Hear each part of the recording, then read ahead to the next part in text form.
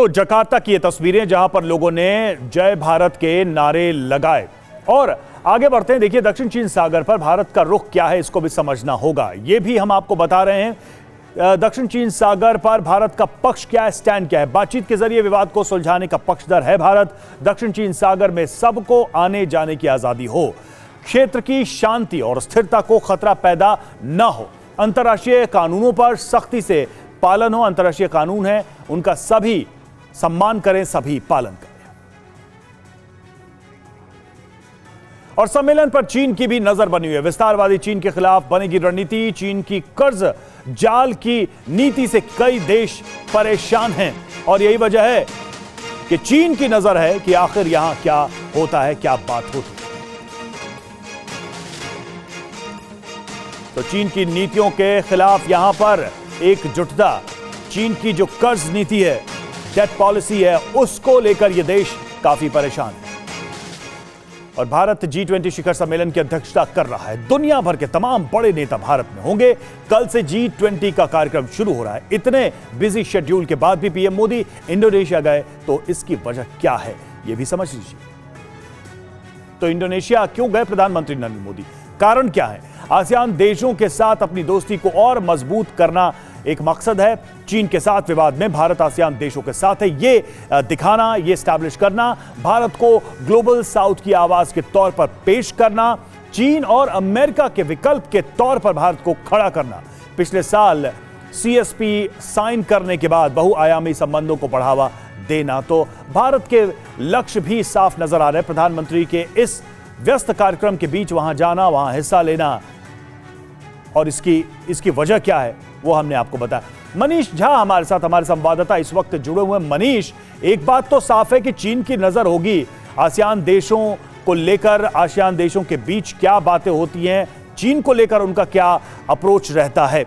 वास्तविक तौर पर चीन की सबसे बड़ी चिंता आसियान देशों की इस बैठक, इस एकजुटता से क्या है? देखिए रवि, जब मैं और आप बात कर रहे हैं और हमारे दर्शक इस वक्त TV9 पर ये खबरें देख रहे हैं, उस वक्त प्रधानमंत्री Narendra Modi east Asia summit में पार्टिसिपेट कर रहे हैं। वो समिट जहां पर कि चीन की मौजूदगी में दुनिया के बाकी 17 देश मिलकर इस रणनीति पर चर्चा कर रहे हैं कि किस तरीके से चीन पर लगाम लगाया जाए।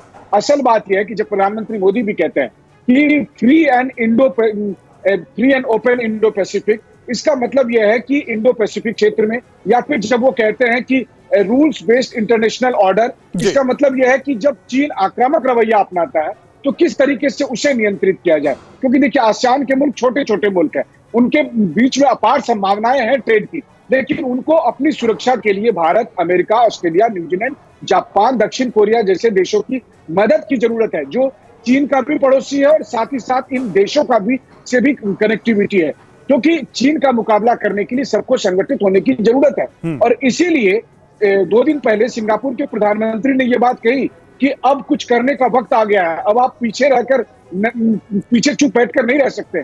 तो इस वक्त जो सम्मेलन हो रहा है उसमें आसियान देशों के लिए करो या मरो की स्थिति है, क्योंकि अगर अब वो नहीं किया तो मनीष, ऐसे में भारत से उनकी क्या अपेक्षाएं हैं और भारत के लिए कितना स्कोप है कि चीन की सारी चालबाजियों को और चीन का जो अपना स्टैंड है आसियान के अलग अलग देशों को लेकर, उसको देखते हुए भारत कुछ कर सके, भारत बड़ी भूमिका निभा सके, एक लीडर के तौर पर भारत वहां नजर आ सके?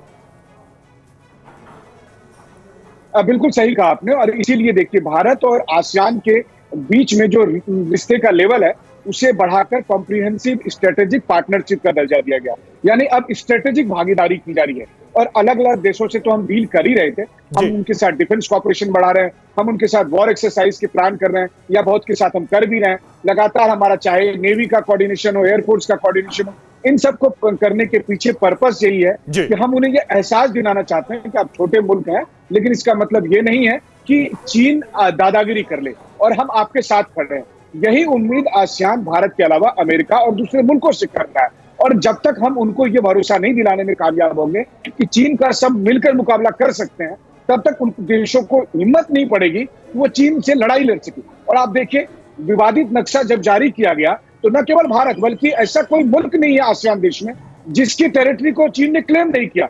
और इसीलिए आप देखें तो पहली बार, चाहे फिलीपींस हो, इंडोनेशिया हो, वियतनाम हो, मलेशिया हो, सब ने दो टूक चीन से जब उनको कहा कि आप रिस्पॉन्सिबली बिहेव करिए, ये नहीं चलने वाला है। तो मुझे लगता है ये भारत की एक स्ट्रेंथ है। शुक्रिया आपका हमसे जुड़ने के लिए, जानकारी के लिए।